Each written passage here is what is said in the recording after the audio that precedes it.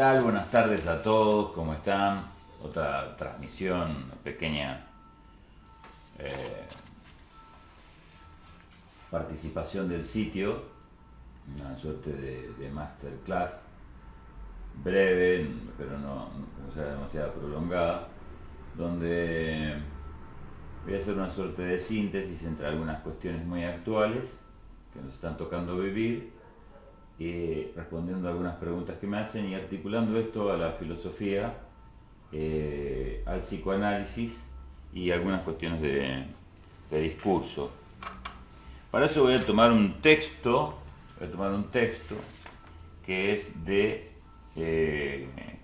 Juan Alfonso Zamaja, que era profesor mío en consultoría, cuando estudié consultoría psicológica hace unos años. Su texto se llama Necesito saber de filosofía para fabricar zapatos. Ese es el nombre del texto de Zamaja, Juan Zamaja. Si alguna vez ves este video, Juan, te mando un abrazo y la verdad que he disfrutado mucho de tus clases. El asunto entonces es que hoy en día estamos teniendo una cantidad muy fuerte de información de todo tipo. Estamos siendo sometidos a informaciones contradictorias que nos meten en estados emocionales, muchas veces de angustia, muchas veces de euforia, muchas veces de desidia, de saturación, y producen algo que he explicado en otros videos, que es la disonancia cognitiva. O sea, tengo una información que es contradictoria con otra información y que no es muy fácil verificar empíricamente, dado que ambas parecen dar cuenta de lo que está sucediendo, ¿no? Esto es muy importante porque entonces lo que tenemos que nosotros tenemos un acontecimiento determinado, ¿no es cierto? Esto, y tenemos relatos sobre esto. Un relato dice que esto es un crayón, y es verdad.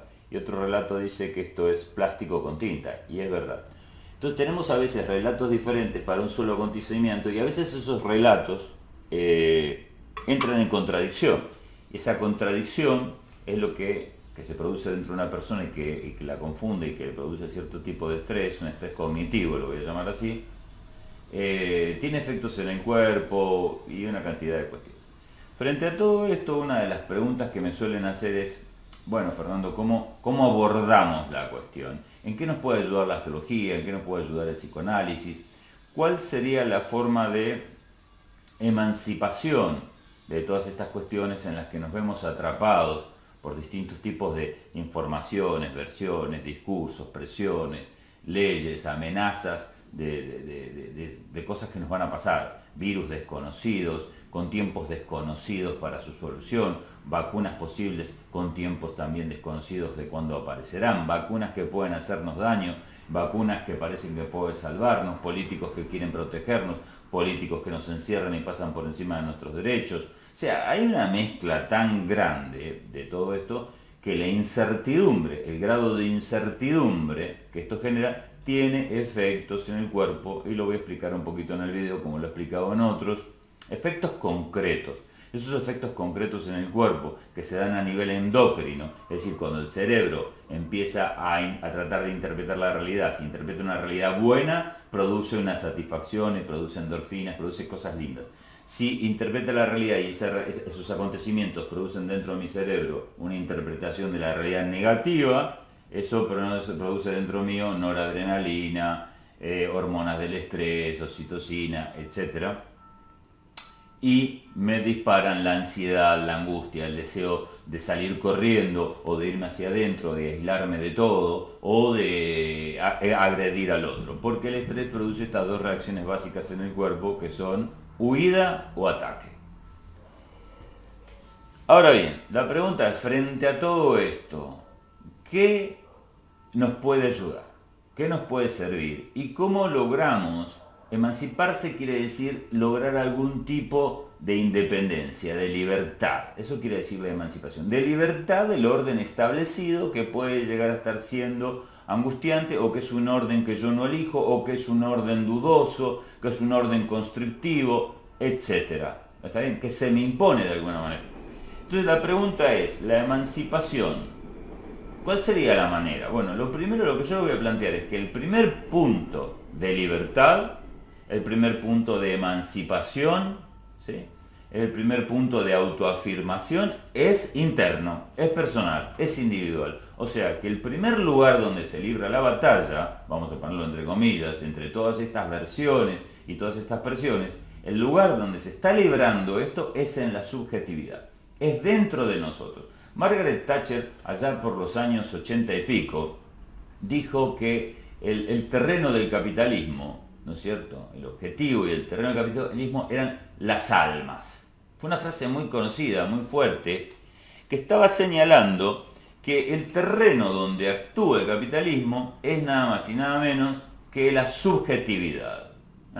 Todo lo que se dice en los medios, en la televisión, en internet, ¿está bien?, afecta nuestra subjetividad, nuestra visión de la realidad y por lo tanto determina nuestros actos en la realidad. Si me asusto porque no va a haber comida, porque los medios dicen que no voy a tener comida, voy corriendo al supermercado y compro toda la que puedo.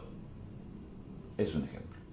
Si me asusto porque el frío va a dar mayor probabilidad de que yo me dé coronavirus, entonces voy a tratar de tener mucho calor. Y así sucesivamente, la subjetividad, la construcción de mi subjetividad no es mía. Esto es muy importante. El estado de mi cuerpo depende de lo que pienso. Y lo que pienso es el efecto de lo que los medios, el sistema en general, un anónimo, pero que estamos viendo que detrás de este sistema anónimo, como yo lo he planteado tantas veces, hay poderosos, hay agenciamientos que se llaman, ¿no es cierto?, que serían como instituciones de poder, ¿está bien?, que tienen efectos y que generan discursos a través de las noticias, líderes, etcétera, ¿está bien?, para crear e ir formando esa subjetividad. Ese ejemplo, hace poco estaba viendo una niña pequeñita que la madre le dice, vamos afuera, no porque hay virus, dice la nena, vamos al parque, no porque está el virus, y así, ya en esa niña se está creando la subjetividad. Otra persona me estaba contando que su hija toma clases de gimnasia virtual por Zoom y le obligan a ponerse el barbijo estando en la casa, lo cual es absurdo, hacer gimnasia encima con barbijo y dentro de tu casa a un niño de 6, 7 años, no se pregunta por qué. ¿Y qué efectos tiene esto? Bueno, tiene efectos en la subjetividad del niño, porque el argumento es, cuando volvamos a la nueva normalidad, como si hubiese tal cosa, lo que están diciendo es, cuando ustedes se integren a las condiciones sociales que nosotros estamos determinando e imponiendo, pues ese niño tiene que estar preparado para considerar que es absolutamente natural y normal mantener cierta distancia de otros y por supuesto andar con un bozal en la boca frente a un posible contagio de un posible virus, de una posible... Y todo es posible.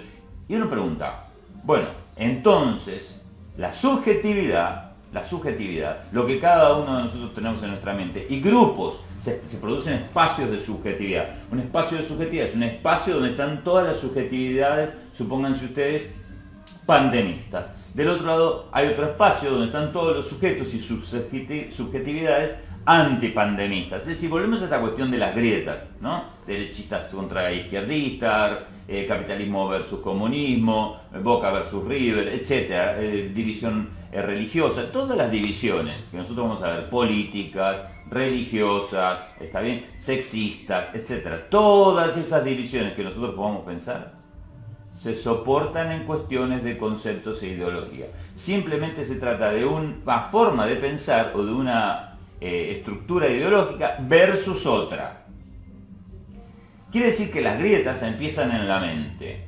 Quiere decir que la realidad empieza en la mente. Y quiere decir esto, que la emancipación que yo les propongo debe empezar en la mente de ustedes. Y la pregunta es, Fernando, ¿cómo hago yo en medio de esta cantidad de cosas para lograr eso? ¿Cómo puedo emanciparme y lograr primero que nada la libertad de pensamiento, la capacidad de pensamiento, la discriminación lúcida, para no ser por lo tanto llevado hacia aquí y hacia allá por toda la ideología que me rodea a través de los medios y por lo tanto angustiándome y por lo tanto enfermarme o por lo tanto agredir al vecino o decirle a tal persona que me transformo en un agente de esas instrucciones? Las instrucciones que vienen de arriba y que forman mi subjetividad es, tenés que usar bozal porque el otro puede portar, el otro es un desconocido que puede portar mi muerte, puede portar un virus que podría matarme. Todo es podría, siendo que hay millones de virus hace miles y millones de años de que existimos en el planeta, desde que el planeta existe hay casi virus y bacterias. Así que ¿por qué ahora el acento en estos elementos potencialmente asesinos? Bueno, es porque se los debe utilizar como una herramienta y una excusa para que uno acepte cualquier cosa. Acepte que le quiten sus derechos, acepte la nueva normalidad, acepte un nuevo trabajo, acepte las nuevas condiciones de la tecnología que van a estar atravesando todos nuestros vínculos para tener de alguna manera un mayor control sobre nosotros a través de cámaras y dispositivos y todo ese tipo de cosas. Solo aceptaríamos semejantes cosas frente a una amenaza muy grande. Eso ya se hizo con las Torres Gemelas, se hizo con el terrorismo, se hizo con la amenaza del climática. Estamos todos haciendo un caos climático, estamos calentando el mundo entre todos. Entonces, aceptá tal cosa, aceptá que ahora te vamos a hacer tal cosa. Y así funciona. Lo cual es realmente siniestro, porque siempre que lo hacen funciona, no es que no funcione.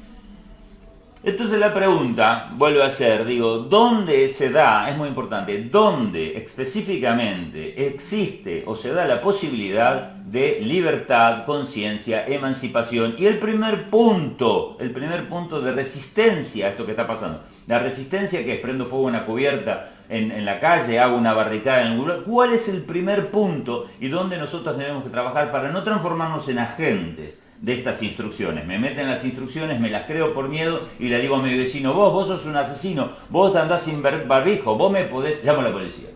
Yo mismo, no necesitan mucha policía, necesitan que los ciudadanos se transformen en policías, a partir del miedo, a partir del terror. Y ese terror viene de los argumentos que nos dan, nos vienen de lo que constantemente nos están diciendo. Ahora uno dice, bueno, pero yo ¿cómo hago porque hay un montón de... ¿Cómo resuelvo esto? Primero entonces, el espacio de resistencia, de resiliencia, el espacio donde se libra esto, el primer punto es la propia subjetividad, la propia psiquis. Y tenemos dos factores acá en esto. Vamos a tener uno que es el factor de la mente y vamos a tener otro que es el factor del cuerpo. ¿Ok? El factor del cuerpo quiere decir donde yo voy a tener las emociones, y las emociones están en directa relación con el estado del medio. El medio, que es el plasma y todo lo demás, está bien, se ve afectado por lo que llamamos hormonas. Entonces en ese estado y del estado hormonal van a salir lo que nosotros identificamos como emociones. Las emociones son la percepción que tiene el cerebro, ¿sí?, de un determinado estado del cuerpo. Y esas emociones afectan, por supuesto, el pensamiento. El pensamiento es, en cambio, un proceso eléctrico, es un proceso a nivel sináptico que involucra también neurotransmisores y demás, pero básicamente lo que podemos llamar un proceso eléctrico. Tenemos este proceso aquí entonces que es el pensamiento cognitivo a partir del pensamiento. Y acá tenemos otro proceso también que en cierto sentido puede ser cognitivo, que es lo que siento. Lo que siento puede ser una forma de interpretar el mundo, y en ese sentido es cognitivo. Ahora, entre este y este hay un constante juego, Vamos a ver cómo funciona esto, y para esto nos va a ser de ayuda entonces el texto del querido Samaja, que habla un poco de filosofía. Laila estaba estudiando esto, vi su texto, me acordé de mi profesor, y me pareció que era importante e interesante compartirlo con ustedes porque él cita a dos autores que me gustan mucho. Uno de ellos es Rilke, donde ustedes van a ver una gran correlación entre Sagitario, que es el signo que rige la filosofía. Vamos a ver entonces la cuestión, vamos a volver al mandala astrológico, vamos a anotar Aries, aquí Aries, Géminis, Cáncer, siempre los dibujé, estos dos son fundamentales, ¿está bien? Leo, ¿está bien? Se me fue un signo, acá. Esperen, porque no tengo borrador. Leila, ¿me podés alcanzar un borrador, por favor? Bueno, vamos a borrar aquí con el dedo, así. Ahí está, gracias. Bueno, vamos a modificar acá.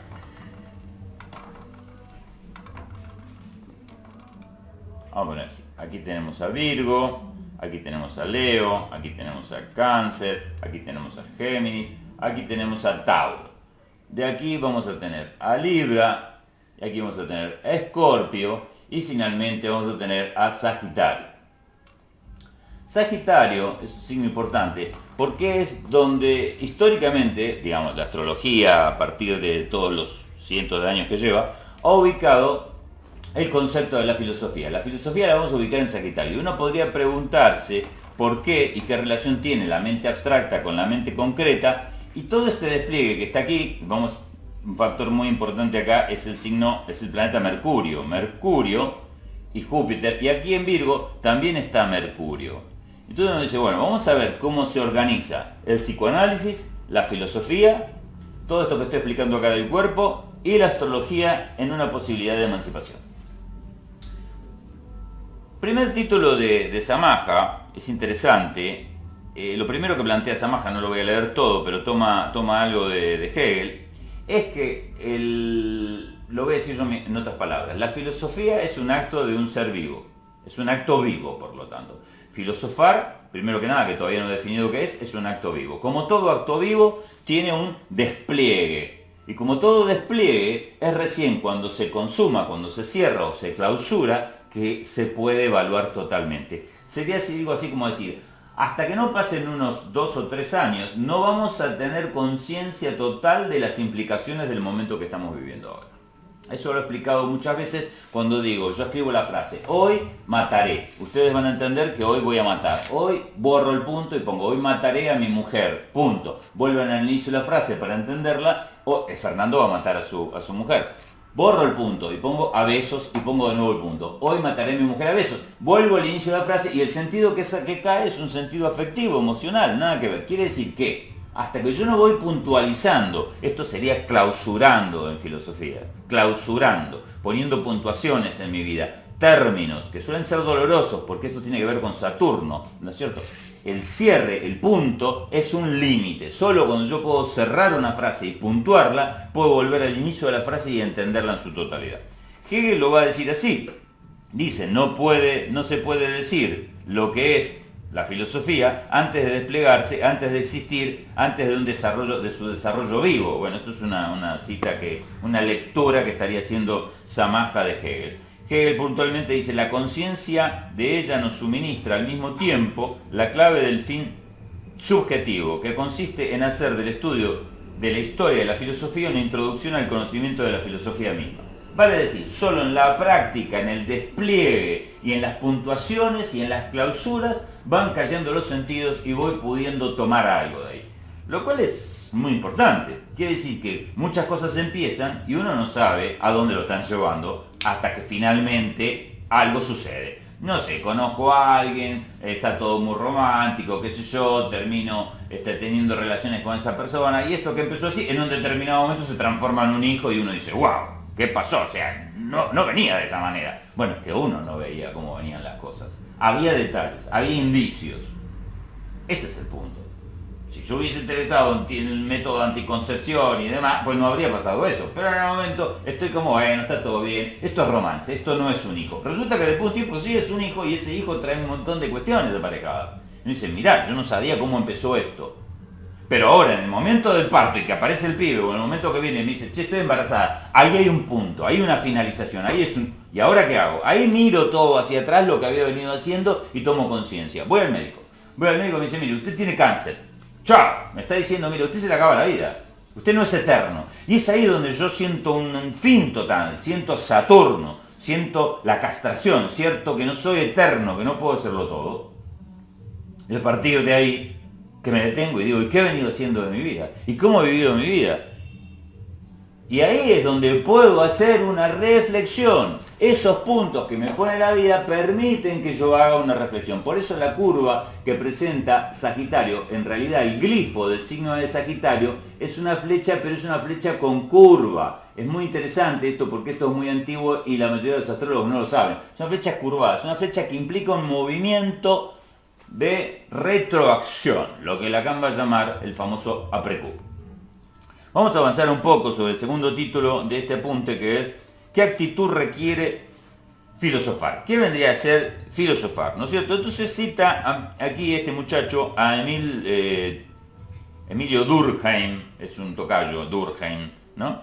Que dice así,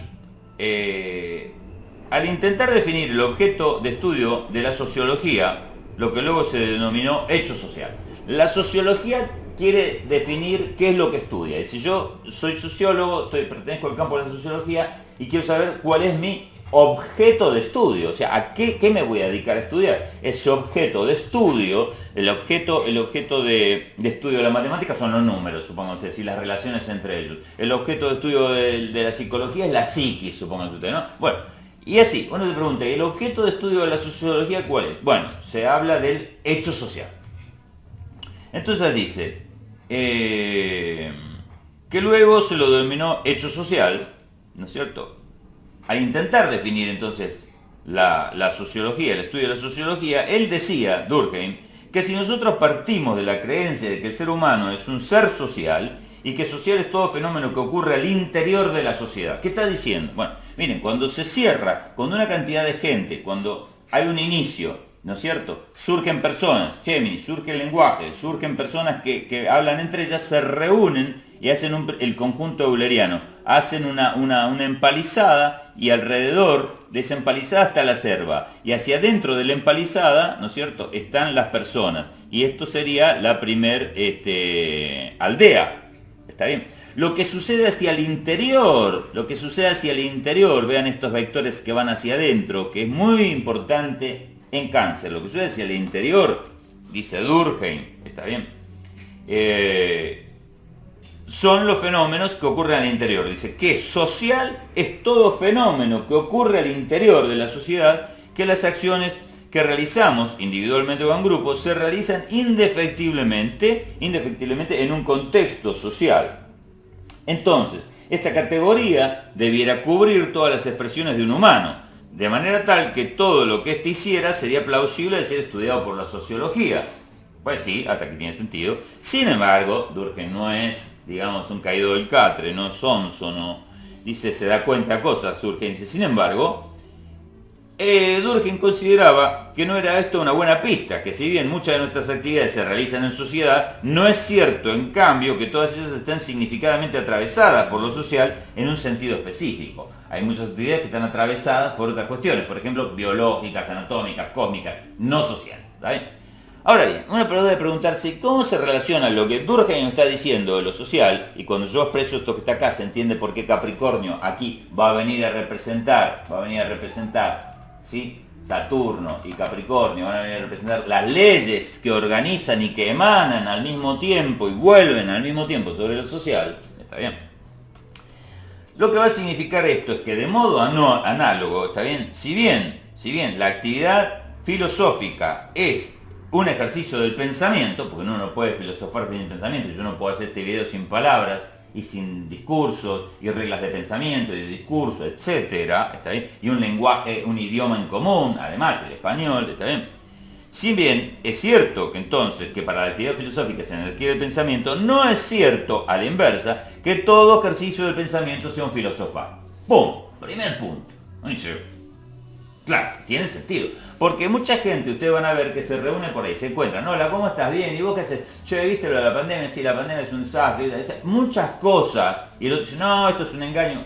Muchas de las cosas que el pensamiento realiza y que en la comunicación se realizan no son más que intercambios de descripciones, de relatos descriptivos de acuerdo a la posición subjetiva y emocional que yo estoy teniendo. Son solo intercambios y eso produce una satisfacción. La persona que está diciendo está todo mal, en el cuerpo se le produce un estado emocional de miedo y de angustia, de lo cual es bien raro. En un determinado momento ese estado de miedo y de angustia, ese estado de valorización, ese estado emocional que yo tengo, lo más interesante es que en un determinado momento se transforma en algo estable, se transforma en un estado, ¿sí?, que tiene cierta homeostasis. Va a decir que el cuerpo aprende a estar angustiado y se establece en ese ser de angustia. Pero ese ser de angustia del cuerpo es concreto, no es mental, ¿eh? Yo mentalmente puedo decir, cómo me gustaría valorarme, cómo me gustaría pensar mejor de mí, cómo me gustaría creer que soy capaz de todo y que puedo hacer muchas cosas. Yo puedo estar pensando eso, pero mi ser aquí se ha establecido en el no puedo, en la angustia, en la impotencia, en el no soy capaz. Y eso tiene que ver, todo eso que estoy diciendo son descripciones que hace la mente de un estado en el cuerpo que es concreto, es glandular, es químico. Y dice, wow, eso es muy fuerte. Entonces muchas personas tienen estos intercambios de relatos y descripciones de la realidad. Por ejemplo, está el otro, que dice, no, acá hay que retobarse, acá hay que ir al frente, acá hay que ir a hacer una manifestación a la Plaza de Mayo. Ese tiene un relato que está acompañado de un estado de agresión, de rebelión, de autoafirmación, de empoderamiento. Y a él le gusta sentir las hormonas del empoderamiento y todo eso. Entonces, cuando la gente comparte estos relatos, que veremos después su acomodamiento a lo efectivo, si esos relatos se acercan más a lo que realmente pasa o se alejan de lo que realmente pasa, si están afectados por la ideología social o son la adquisición de un ser emancipado.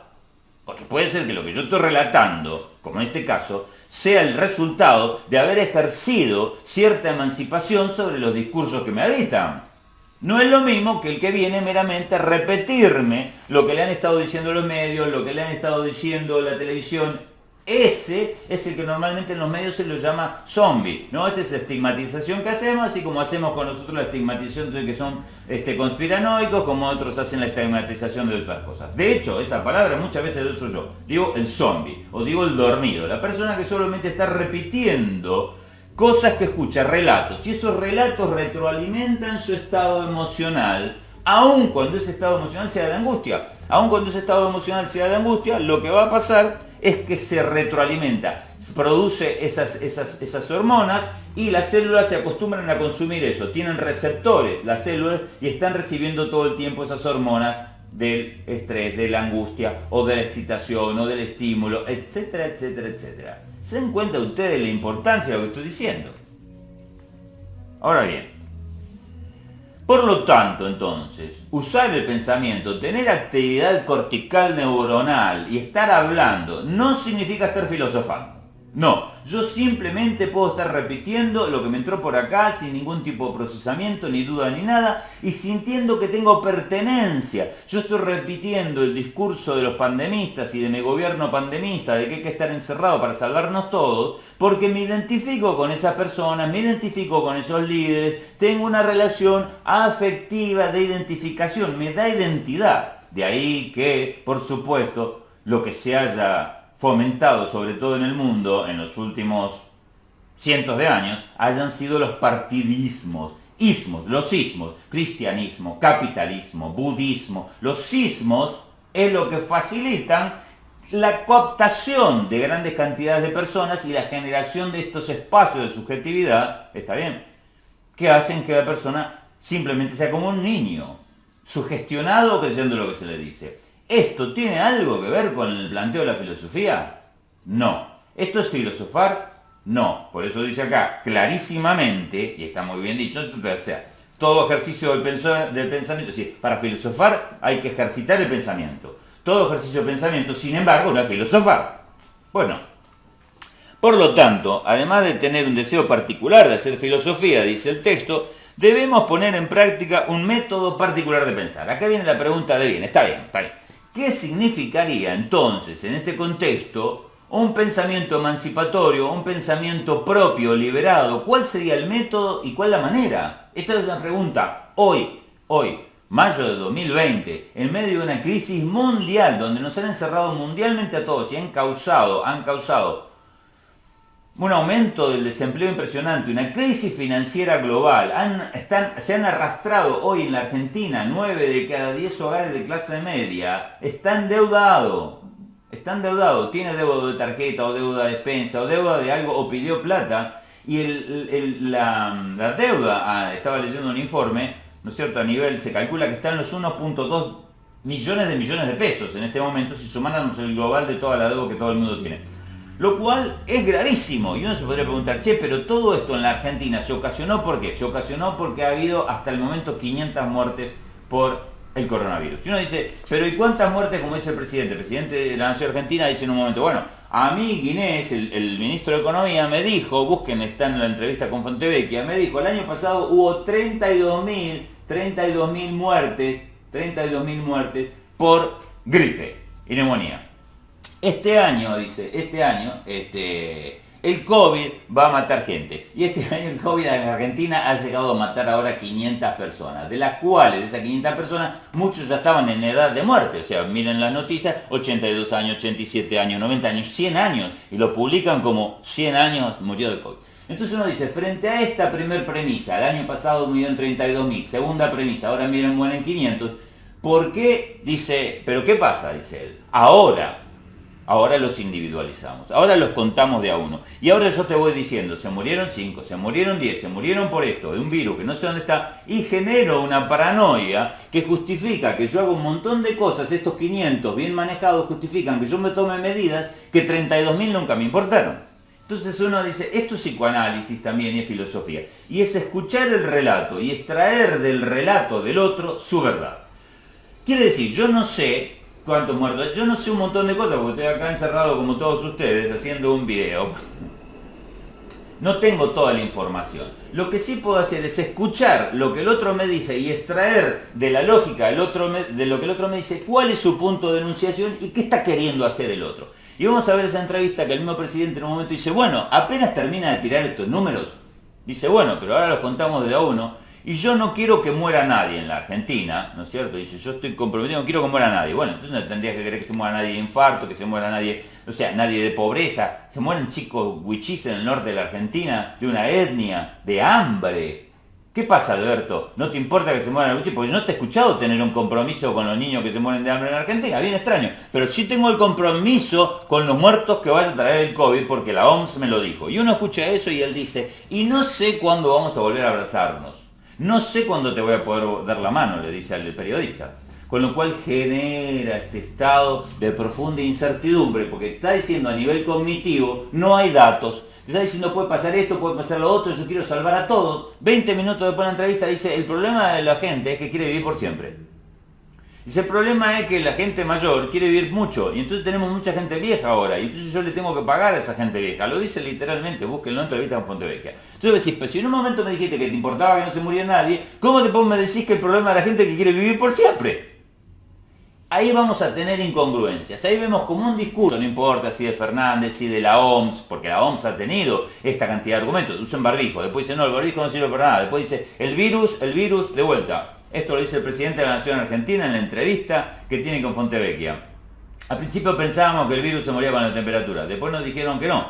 Los científicos, y habla algo muy interesante, nos dijeron, los científicos, se escucha a los científicos, y uno dice, ¿y esos quiénes son?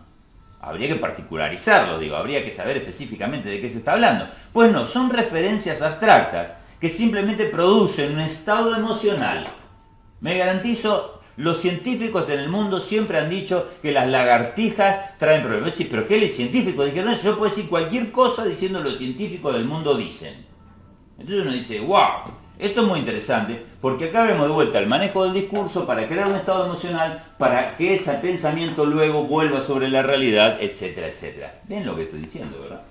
¿Qué nos puede salvar de este tipo de manejos? Dos cosas, psicoanálisis, astrología y por supuesto filosofía.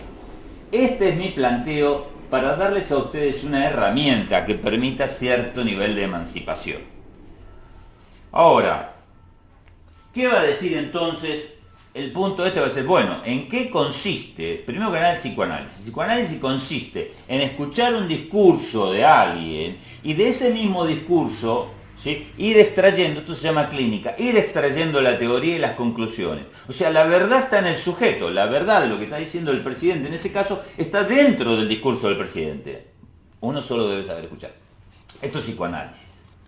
No es tengo una idea previa del presidente, el presidente es malo, no una idea previa, el presidente me quiere salvar, el presidente nos quiere matar. No, dejo todas mis ideas preconcebidas, escucho todo lo que está diciendo y extraigo de lo que está diciendo su verdad, la verdad de lo que está diciendo. Es una verdad emergente, emanada de la clausura del discurso, que es lo que dije al principio. Dice, wow, eso es aplicar psicoanálisis, sí, exacto. Porque si no, yo estoy determinado por el partidismo. O sea, si yo pertenezco al partido opositor del presidente, lo voy a ver de una manera, y si pertenezco al partido que es del presidente, que lo representa, entonces yo lo voy a escuchar todo porque voy a estar pensando que él me dice la verdad. ¿Por qué me mentiría este hombre? Siempre es el planteo.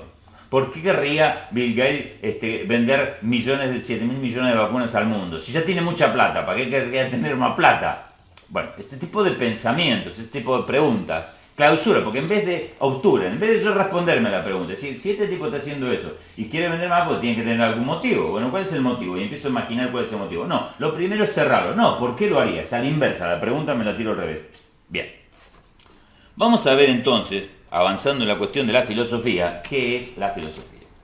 Se dice que la filosofía, estoy citando, abro comillas, a Samaja en su texto, se dice que la filosofía es pensamiento crítico.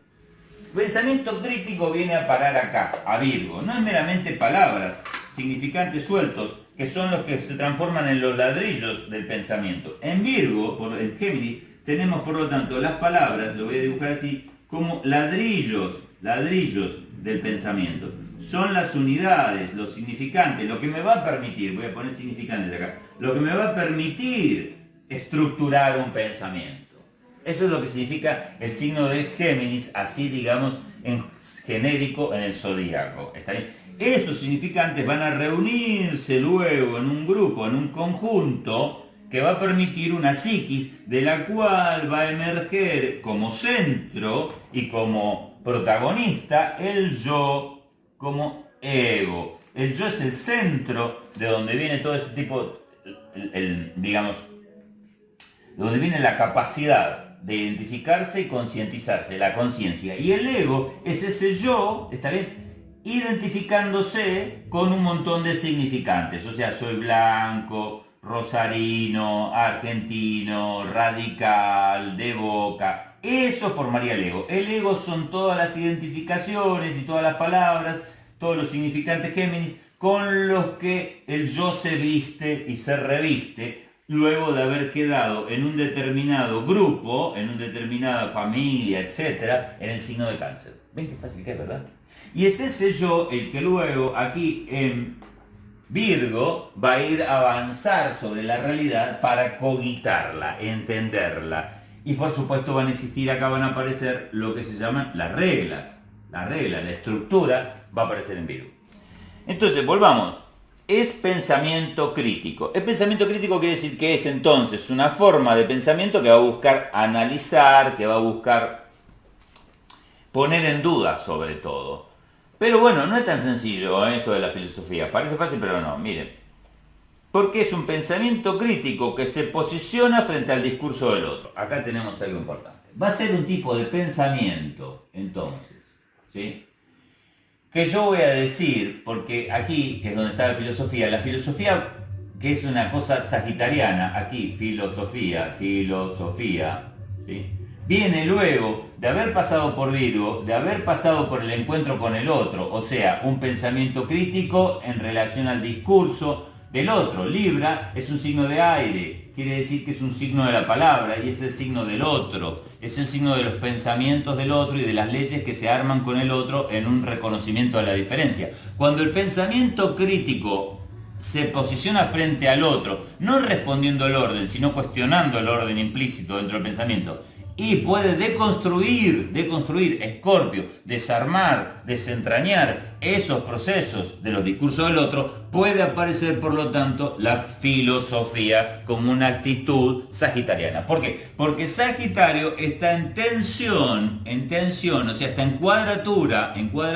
con el signo de Virgo. Se puede decir entonces que Sagitario está permanentemente cuestionando y buscando y desentrañando y desestructurando para llegar a un proceso, y es acá el proceso, no es que llega a una verdad, sino que ese proceso constante de discernimiento, cuestionamiento, ampliación y clausura es el movimiento sagitariano, y es un movimiento de fuego, es un movimiento que aporta, por lo tanto, conciencia. La conciencia que inició aquí, fuego, en Aries, y que se centralizó y se encontró a sí misma, pero a través de significantes y de posiciones en Leo, en Sagitario se emancipa. Fíjense qué interesante es unir psicoanálisis, astrología y filosofía, ¿verdad? Bien, entonces vamos a volver a Samaja. Pensamiento crítico que se posiciona frente al discurso del otro, ¿sí? Dice, el hacer filosófico principia en una ruptura con el principio de autoridad. ¿Ah? El hacer filosófico aquí principia cuando yo voy a producir una ruptura con este fundamento canceriano, donde se produce, digamos, este eje de la ley, la autoridad, lo que arrastro, lo que heredo, el ego, la forma en que tengo que construir el mundo en relación al otro. Bueno, yo rompo con eso. Cuando rompo con eso, puede aparecer el pensamiento filosófico. La ruptura con la autoridad significa el principio de autoridad. Bueno, el presidente me dice que hay un virus desconocido que nos va a matar a todos y que tenemos que estar 6 meses encerrados, a pesar de que el año pasado murieron 32.000. Hoy con 500 es suficiente para cerrar el país. Uno dice, o con 1.000, o con 2.000, o con 5.000. Supongan ustedes que, no sé, se muriera mucho más gente. Aún así, apenas llegaríamos a los 32.000. O sea, no empieza a tener sentido. Uno dice, estos datos, con estos datos, no parecen tener sentido si se los relaciona de esta manera. Ya vemos ahí dos cosas. Datos y forma de relacionar los datos. Son dos cosas diferentes. ¿Quién relaciona o procesa? Y los datos que procesa son tres cosas diferentes. El procesador, la forma de procesar y lo procesado. Son tres instancias distintas.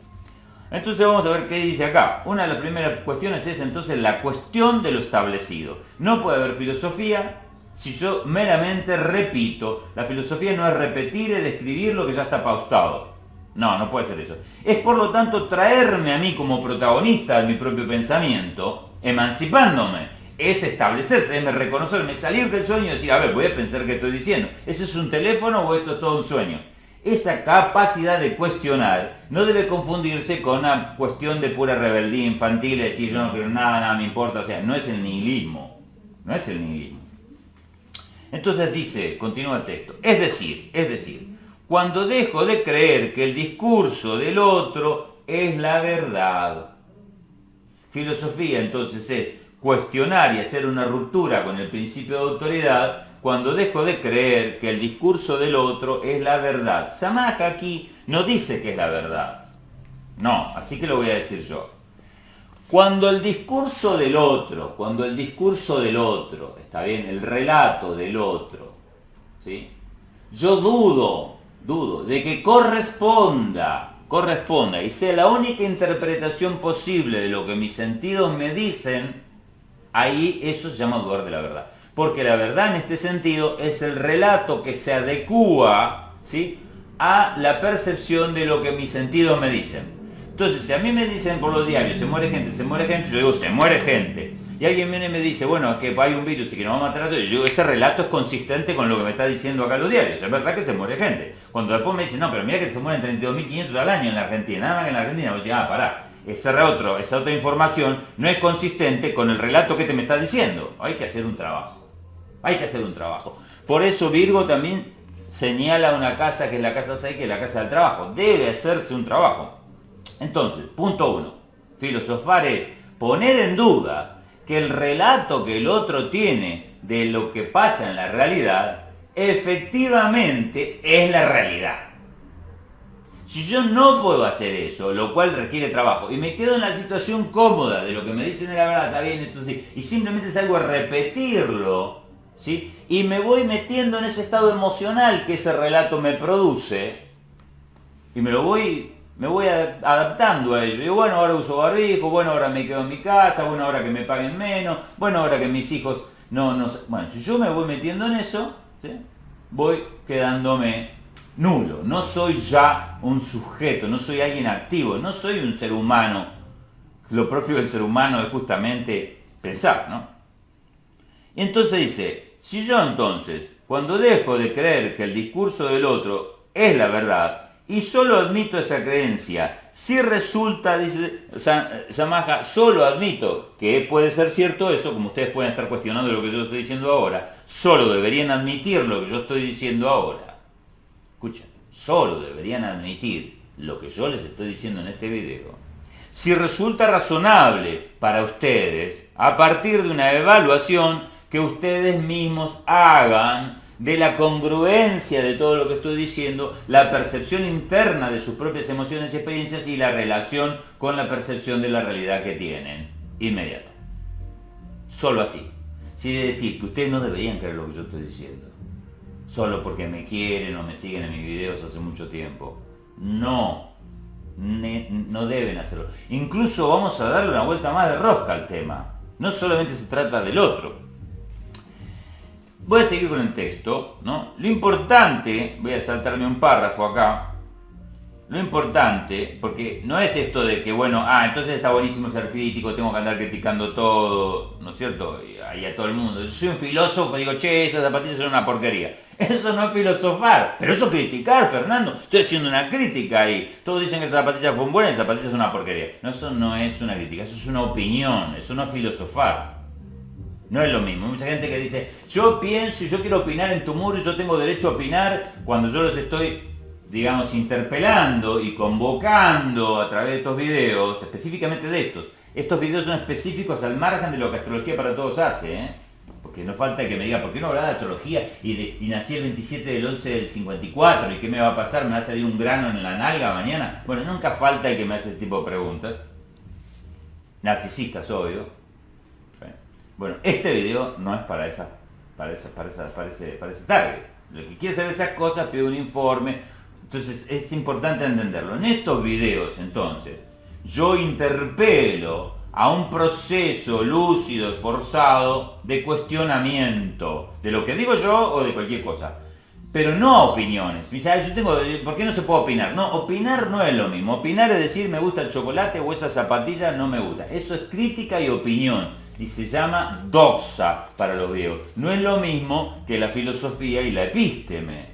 Y si no entendemos estas diferencias, a mí me gusta este político, eso es una opinión, ¿no? Ahora, si yo investigo y hago un estudio de archivo y veo que el tipo dijo una cosa, dijo otra, estuvo acá, estuvo allá, y se desdice, se contradice, y qué sé yo, digo, no, esto no tiene que ver ya meramente con que me gusta este tipo, porque el bigotito, porque es un buen político, porque me parece bien cómo habla. No, eso es su opinión. Y la opinión ellos saben que se logra a través de la pizza, la imagen, la luz, bla, bla, bla. Y ahí entra la manipulación de los discursos y de los efectos en las masas. La única manera de zafar de eso es filosofar. Entonces, lo importante de este ejercicio crítico, ¿sí? Vamos a aclarar qué quiere decir crítico, no esto crítico de acá, ¿está bien? Porque esto tiene muchos niveles, Virgo tiene muchos niveles. Estoy tratando de ir mostrándole las octavas. Lo importante de ese ejercicio crítico tiene fundamentalmente que ver con la capacidad, y acá viene el punto central. El ejercicio crítico tiene que empezar por uno mismo, tiene que ver con la capacidad de cuestionarse uno mismo las creencias. Si yo no puedo pensarme a mí mismo y cuestionar que quizás lo que yo creo no es tal cual yo lo creo, pues siempre me tendré a mí como referencia, y eso que tengo que yo llamo mí, en realidad no es mí, eso viene de cuando yo era chiquito y me lo inculcaron acá. Si yo no puedo entonces hacer desde Virgo un movimiento retroactivo, primero que nada, de cuestionamiento de mis propios fundamentos, pues no podés seguir avanzando hacia los siguientes lugares. Entonces, no asumir, fundamentalmente lo que hay que hacer es no asumir que el discurso del otro es la verdad, pero tampoco asumir que yo tengo esa verdad. Y acá viene una frase genial, el tener. Y vamos entonces a Tauro. Lo que pasa con los significantes y con Tauro es que muchas veces tienen un estatuto, ¿sí?, de objeto. Los objetos del pensamiento son los conceptos, las palabras, etc. Pero hay un ser pensante. Entonces tenemos al ser pensante, lo voy a poner como un puntito, y tenemos los objetos del pensamiento de esa persona, los discursos, etc. Y estos objetos de pensamiento se transforman en una posesión y, como el signo de Tauro lo señala, le dan seguridad y le dan consistencia. La consistencia mental, muchos creen que viene de lo que saben, de los títulos que tienen, lo que memorizaron, los discursos repetidos que dicen una y otra vez. Por eso una persona, cuando le preguntas quién sos, te dice, bueno, yo soy esto, aquello, bueno, bla, bla, bla. Da toda una serie de discursos que son sus posesiones de pensamiento, pero lo que no identifica es que él es un ser pensante, es alguien que opera con eso, que no tiene por qué apegarse, Tauro, a aquellos significantes con los que se identificó a partir de la familia y que constituyeron su ego. Por lo tanto, el proceso crítico tiene que empezar por aquí, luego por aquí, y etc. Este es el primer punto fundamental de lo que se llama proceso de emancipación. y descubrir enseguida que todos esos discursos no vienen más que de los primeros entornos familiares que dejaron sus marcas en el cuerpo y en los procesos cognitivos. Eso es psicoanálisis. Entonces uno dice, bueno, entonces el psicoanálisis está profundamente relacionado con la filosofía.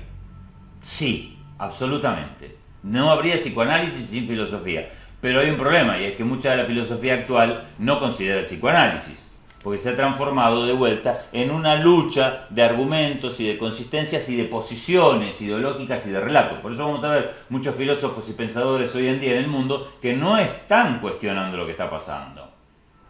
¿Por qué? Porque han logrado una posición, han logrado un valor al cual no quieren renunciar, no quieren desestructurar Escorpio, esas adquisiciones de pensamiento Tauro, no las quieren ver morir. Uno no quiere ver morir lo que cree, ¿por qué sentir que muere su yo, su ego? Y acá tenemos la cruz fija, Tauro, Leo, Escorpio.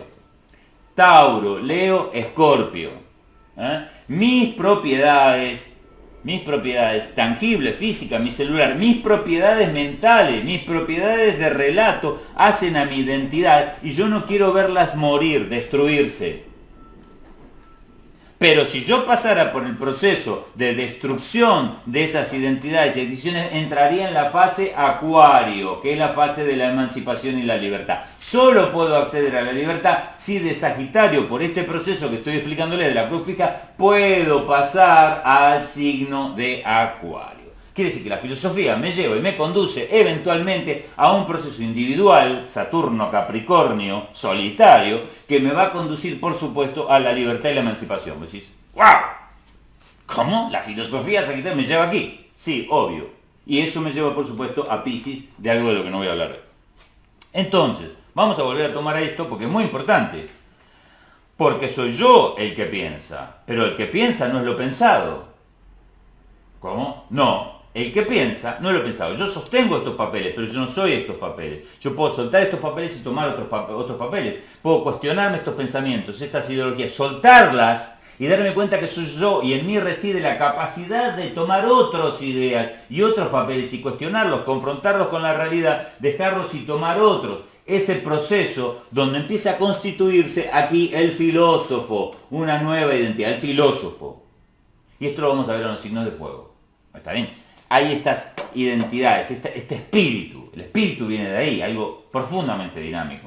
Entonces, soy yo el que piensa, dice Samaja, y todo lo que yo pienso es verdad. Bueno, ese no es ser el pensamiento de la gente común, ¿está bien? Porque tengo la evidencia de que así lo es. Y claro, yo estoy reautoafirmando todo el tiempo mi descripción de lo que yo creo. Viene este señor Aristóteles y dice, bueno, las cosas se caen porque quieren volver a la madre tierra. Eso lo pensé yo porque se me ocurrió a mí, lo voy a poner en prueba. Ah, sí, se caen, sí, se cayó. ¿Y por qué? Porque quieren volver a la madre tierra como yo dije. Eso es la verdad, y yo tengo la verdad, y no me lo voy a cuestionar. Tiene que venir otro tipo a cuestionar eso. Galileo Galilei. Y se voy a poner, que también lo cree, cuando Galileo Galilei, ¿sí? Es un niño, le enseñan también la física aristotélica. Cuando tiene cierta edad dice, tiene Urano-Marte, Galileo Galilei, si mal no recuerdo, dice, yo no me lo creo esto, lo voy a poner en cuestión, lo que yo creo, lo que a mí me enseñaron y con lo que me identifiqué, lo voy a poner en cuestión. Y voy a hacer unas pruebas a ver si puede haber otra explicación. Para lo cual tiene que pasar por un duelo, tiene que pasar por una muerte de lo que cree, por un duelo, por inseguridades. O sea, la muerte de Tauro produce inseguridades porque Tauro es seguridad. Y eso pone en duda mi juicio, pone en duda mi ego. Lo cual es mortal, porque todo el mundo quiere seguir pensando como piensa, etcétera, etcétera. Por eso, vamos a ver qué pasa. Husserl, ¿sí? Husserl es un autor que les recomiendo, sostuvo en sus meditaciones cartesianas, muy interesante leerlo. No, confieso que solamente le pispié 2 hojitas, pero habría que tener tiempo para leérselo todo. Que solo aquel que era capaz de destruir, Escorpio, aquellas representaciones en las que había creído toda su vida, ¿está bien?, de una manera ciega, para luego rehacerlas una a una, el movimiento retroactivo que dije acá, ¿sí?, para creer en ellas, pero ahora de una manera libre, podía llamarse filósofo. ¿Ven qué sentido tiene la filosofía, el psicoanálisis? Tanto la filosofía como el psicoanálisis pueden ubicarse dentro de la topología zodiacal, lo que nos está señalando la trascendencia de la topología zodiacal y por qué yo en mi curso enseño, o sea, les recomiendo a todos los que quieran y puedan hacer mi curso de consultor astrológico con orientación psicoanalítica y transpersonal, donde obviamente hay muchos contenidos de filosofía. ¿Por qué uso la topología astrológica, por lo tanto, ¿sí?, como sustento y columna vertebral de mi articulación y mi propuesta metodológica, clínica? Bueno, porque como verán ustedes, tiene una total efectividad y cobra sentido, si no, no se entiende. Bien, por tanto, continúa Samaja, abro comillas, quien primero debe estar dispuesto a que se critiquen los presupuestos y las creencias sucedáneas es el yo. Si el yo no está dispuesto a dejar sus ropajes y quedar desnudo, tenemos una expresión argentina que quiere decir cuando uno no sabe nada, quedar en pelotas, quedar desnudo. Si no está preparado para eso, dejar que se caigan esas cosas y sentir la vulnerabilidad y la inseguridad, pues no puede filosofar. Debe tener esa capacidad, es una capacidad del yo esa. Esto último no es tan sencillo de realizar, en gran parte porque no estamos acostumbrados. Por supuesto que no, todo el tiempo la sociedad insiste, ¿no es cierto?, en que uno adquiera cosas, adquiera pensamientos, adquiera posiciones, adquiera ismos, adquiera objetos. La idea es tener. Toda la sociedad se mueve en este primer lugar. Nosotros somos muy básicos en este momento a nivel de desarrollo global social. Por lo tanto, en la base de todo lo que estamos haciendo siempre está el dinero. Lamentablemente, así es. Y muy pocos lo ven, muy pocos lo ven. Entonces, hacer este tipo de cosas, cuestionarse a uno mismo, vamos a ver el primer efecto brutal que tiene, y es que tiene profundos costos emocionales, como dice Samaja. Va a decir, ¿qué quiere decir esto? Que es un golpe total al narcisismo. Entonces, cuando alguien ve lo que yo digo y se empieza a cuestionar y plantea lo que estoy diciendo, lo primero que siente es que yo le estoy tocando lo más íntimo, lo más personal, lo más interno, lo que más, más quiere en el mundo. Por lo tanto, trata de defenderse. Eso es lo que va a pasar, porque yo le estoy tocando el ego, le estoy tocando, incluso si yo con mis argumentos y logro mostrarle que todo lo que le estoy diciendo es real, viene una crisis, se siente herido, lastimado, explota en llanto, ¿no es cierto? Y en sensación de, esto es terrible, ¿qué me estás haciendo sería? Me estás destruyendo, me estás lacerando, me estás lastimando, me estás dinamitando la identidad, chabón. Cualquiera diría, pará, no me destruya todo esto. Y entonces ahí en psicoanálisis tenemos una expresión para esto y es resistencia. Esto lo vemos hoy por hoy, obviamente, y como el sistema lo sabe, nos ha instalado todo un software y cuando uno trata de crear algún tipo de, decir, mirá que está yendo hacia el desastre, mirá que todo el planeta, o está yendo junto con toda la humanidad, está yendo hacia el desastre. Lo mismo pasa con un paciente, uno dice, mirá que si seguís con este síntoma y haciendo estas selecciones de pareja, vas al desastre. Mirá que si seguís criando a tu hijo de esta manera y diciéndole estas cosas, vas hacia el desastre. Cuando uno trata de hacer eso, paradójicamente se va a encontrar con la resistencia, porque la resistencia está establecida por sobre todo en el cuerpo. ¿Qué siente la persona confrontada a este tipo de cosas? Angustia. No, angustia quiere decir angustus, estoy asfixiado, todos los argumentos de Fernando me están cerrando el cuello, no me están dejando escapatoria. Saturno, siento que este tipo es Saturno, me está limitando en todo, me está castrando, me está diciendo que lo que yo creo no es así y que soy por lo tanto un imbécil. Me está tocando mis valores, me está tocando mi identidad, me está tocando todo. No está viendo que estoy abriéndole una puerta a la libertad. Si no se deja el ego leonino y se deja destruir y caer, no hay posibilidad alguna de que surja la libertad y la creatividad acuariana. Ninguna. Uno dice, uy, esto es muy fuerte, porque si vamos a decir que la resistencia está en el plano físico, emocional, aunque entonces yo empiece a trabajar acá, y este es uno de los temas, estos videos son para darles una cantidad de herramientas en lo cognitivo, para enseñarles a emancipar el pensamiento, y cuando sientan que en lo emocional se produce una resistencia, sepan que esa resistencia es normal, que va a pasar. Que van a decir, no quiero escucharlo más, no quiero escuchar más su video, no quiero saber más qué está pasando en el mundo, no quiero entender. Eso es producto del estrés. Porque el estrés es o ataco a Fernando con la resistencia y lo bloqueo y lo borro, le digo cualquier cosa, o bien huyo, no lo quiero escuchar más. No quiero bla, bla, bla, no quiero escuchar más lo que está pasando. No quiero más noticias. Muchísimos pacientes me dicen, yo no quiero escuchar más nada, no quiero saber más nada, no quiero saber nada. Quiero quedar encerrado en mi casa. Está habiendo mucho aumento de este tipo de patologías y de sensaciones. Es un movimiento centrípeto hacia adentro, que facilita la imposición del aislamiento. ¿Está bien? Es muy fuerte, por ejemplo, el tema del no contacto social. Cuando uno abraza a alguien, normalmente en el cuerpo solo, no tiene nada que ver la mente, produce una cantidad de efectos fisiológicos y químicos, abrazar y tocar a una persona, porque venimos de los monos, los homínidos, y hay una larga historia que no os voy a explicar, pero esto es biología pura. Por esa razón, aunque yo en los argumentos tenga con alguien algún tipo de choque, si voy y lo abrazo y digo, escuchame, lo abrazo, ¿no? Y nos abrazamos y digo, vamos a hacer silencio un rato, ya está, ahora vamos a volver a hablar. Hay otro estado físico con el que se puede elaborar otro tipo de conocimiento o de intercambio mental, porque se ha cambiado el emocional. Por eso hay que evitar el contacto físico. En la medida en que empecemos a educar a nuestros hijos del distanciamiento social, de no acercarse, del otro puede ser el enemigo, el otro te puede contagiar algo, hay que controlarte, hay que medirte la temperatura, hay que hacer de todo eso, estamos creando que toda esta parte de aquí, todo lo que viene del discurso, predomine fuertemente y no pueda ser afectado por el contacto de lo físico, no pueda ser afectado por eso. Y que entonces haya acá como una especie de cápsula. Lo que pienso y lo que siento, el cuerpo queda encapsulado y dependiente del pensamiento. Y el pensamiento viene determinado por el discurso de lo social. ¿Sí? Si de pronto este discurso de lo social que me encapsula el cuerpo, yo llevo mi cuerpo a otra persona y siento resonancia, esa persona me puede mostrar que hay otra posibilidad diferente de discurso y entonces el gobierno o el sistema cae en su hegemonía y su imposición, porque el contacto emocional con otro cuerpo me habilitó otra posibilidad de discurso y de entendimiento. Por eso existe esto de aíslense, estén separados, no se toquen, teman al otro, controlen al otro. Fíjense si el otro tiene barbijo, fíjense si el otro usa alcohol en gel, fíjense si el otro mantiene la distancia social. Transfórmense en policías. Gratuitos, por supuesto. Entonces, por lo tanto, ¿sí?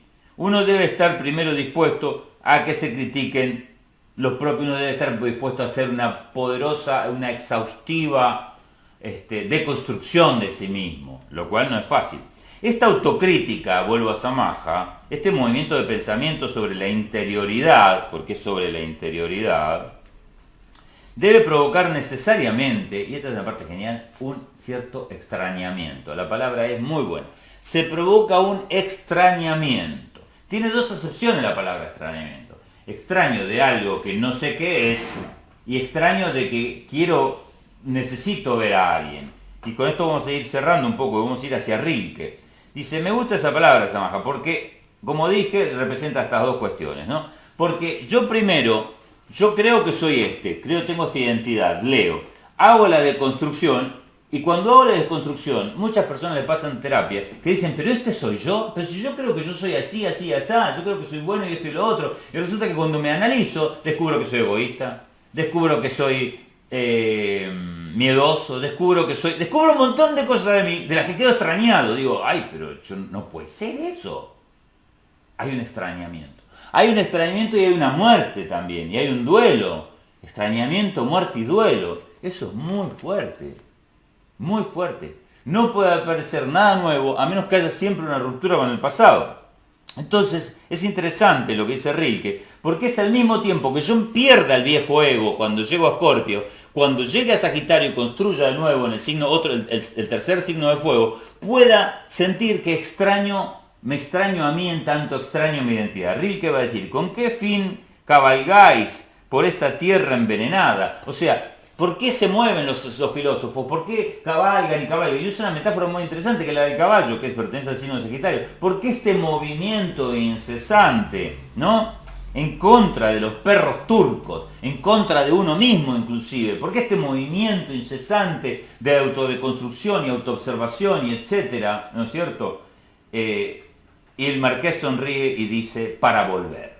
O sea, es para volver a mí que hago todo este proceso. Es para reencontrarme, pero en un lugar de autenticidad que nunca existió antes. Quiere decir que me extraño y me hago extraño de mí mismo para luego desearme y extrañarme a mí mismo y entonces querer volver sobre mí mismo y construir una nueva identidad, ya libre de todo aquello que se me metió en el cuerpo. Claro, si no me hubiesen metido cosas en el cuerpo tampoco habría un ser, ¿no? Entonces, pensar el pensamiento es pensar, es el título del siguiente capítulo. Entonces, en cuanto a que no estamos acostumbrados, basta ahora con decir que el ejercicio específico del pensar implica hacer algo que no hacemos cotidianamente. Evaluar la forma del pensamiento, analizar los materiales que empleamos para pensar. No solamente se trata de las palabras y los conceptos como los ladrillos constructores del pensamiento, sino se trata de las reglas que uso para pensar. Debo analizar incluso las reglas, además de las identificaciones, además de lo que heredo, de mi cultura, mi familia, mi sociedad, mi historicidad. Ese es el punto, y eso es obviamente muy difícil, ¿no? Pero no es imposible. Prestar una atención desusada al lenguaje que empleamos para pensar. Es muy importante darnos cuenta de todo esto. Esto es lo que les estoy proponiendo, que hagan filosofía. Les voy a leer la parte final de Rilke, que me parece muy buena, ¿sí? Hay un cierto gozar, por supuesto, hay un cierto placer en filosofar. Filosofar siempre nos deja de cara a la incertidumbre, porque nunca se termina, nunca está clausurado, es un movimiento. Uno quiere estar cristalizado y fijo. Leo, el ego es un signo fijo. Alcancé las pertenencias y las cosas del pensamiento y los objetos Tauro que quería y el dinero que quería y ahora me quedo acá y de acá no me voy más. Porque no quiero avanzar, porque si avanzo voy a morir. Y nadie quiere morir, ni simbólicamente, ni físicamente, ni emocionalmente, ni parentalmente, ni de ninguna manera. Todos son niñitos vagos, acomodados en su dura cascarita, ¿sí? Y se justifican de ahí en todo. Eso es grave, es gravísimo. Pero bueno, es lo que hacemos. Entonces, cuando yo avanzo, obviamente con lo que me voy a encontrar es con la incertidumbre. Por lo tanto, la persona que quiere avanzar dice, bueno, pero Fernando, dame reglas, dame otra cosa. Vos sos el filósofo, vos sos el que me tenés que explicar. Yo voy a dejar todo si vos me decís qué tengo que hacer. Y uno dice, pero ¿no te das cuenta que estás volviendo de vuelta al lugar parental? Que de vuelta estás queriendo comprar un artículo que yo te lo dé armado. Este video no es para que me digan eso. Este video es para que ustedes se pongan a pensar. Para que usen este sitio de Astrología para Todos, para eso, con todo lo que les enseño, para que vayan a mi perfil, donde hay un montón de noticias y de material, y participen activamente y no dependan de mí. Porque si no, simplemente Facho Book, agarra así, me borra, y se acabó. Ustedes ya no tienen más nada. Por eso hoy en día, yo he hecho una prueba, he puesto 2 más 2, 5, he puesto Einstein era un bailarín flamenco y no sé qué otra cosa. Cosas que son equívocas, cosas que no son verdad, información fraudulenta. ¿Y saben qué pasó? Facebook ni nadie me las bloqueó. Pero si yo hablo, por ejemplo, de otra cosa, que hable de organizaciones mundiales, que hable de corporaciones, que hable de vacunas y demás, la bloquean. Y uno dice, entonces, y la bloquean porque dicen que es información equívoca o fraudulenta. Y pero entonces, ¿por qué esa? Y ahí uno se da cuenta de vuelta, aplicando el psicoanálisis, que lo que se está haciendo no es simplemente querer que nosotros tengamos información fidedigna sobre algo. No, mentira, es censurar. Y uno se podría preguntar, pero ¿por qué censurar algo en relación, por ejemplo, a lo que plantea Andreas Kalk? ¿Por qué no se puede hablar de esto? Esto nos lo pueden pedir. También recuerden que está el curso de Astrología para Todos, para quienes me quieran pedir, ¿sí? Conéctense con nosotros, con Mariana Esquivel, más 54 9 11 34 17 13 23, y pueden suscribirse al curso, que justamente lo que busca es una transmisión sistematizada de todo lo que les estoy enseñando acá. Entonces, hay que recorrer, por supuesto, la frustración, evitar la incomodidad, estar frente a la incertidumbre, esos espacios no terminados de construir y de armar. Sin embargo, son los espacios donde es posible que surja la creatividad y es posible que surjan ustedes como seres emancipados y libres. Es tan sencillo como eso. Cierro esto con un texto de Rilke, nuevamente, de 1956. Fíjense, la relación con Sagitario es brutal. Yo no sé si Rilke, poeta alemán y casi un filósofo, sabía de astrología. Es posible que supiera, porque muchos de estos tipos sabían. Rilke dice cabalgar, cabalgar, cabalgar. Durante el día, durante la noche, durante el día. Cabalgar, cabalgar, cabalgar. Solo algunas veces por la noche alguien cree conocer el camino. Algunas veces, filosofando, uno cree que está en lo correcto, pero después es moverse y moverse. Recorreremos otra vez entre tinieblas el mismo espacio que ganamos durante el día bajo el ardiente sol extranjero.